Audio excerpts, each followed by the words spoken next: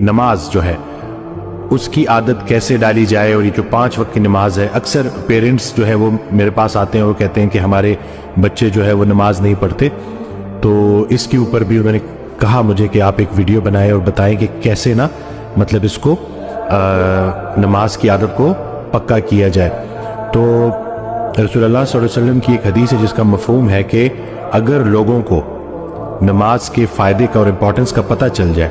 تو دنیا میں کوئی شخص بھی نہ ماننے والا نہ رہے، یہ اتنی ضروری ہے۔ اور نماز دراصل اللہ کی یاد ہے۔ ہم جب یہ روزمرہ کے کاموں میں بھاگ دوڑ میں ہوتے ہیں تو اس بھاگ دوڑ میں کہیں ہم اللہ کو بھول نہ جائیں، زندگی دینے والے کو بھول نہ جائیں، اس کو یاد رکھنے کے لیے صبح اٹھے،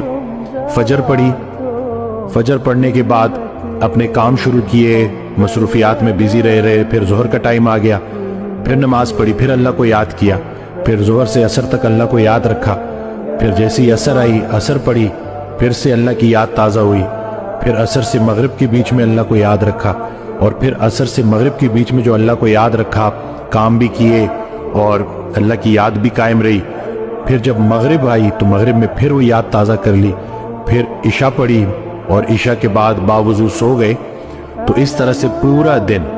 اللہ کی یاد قائم رہی، تو پورا کا پورا دن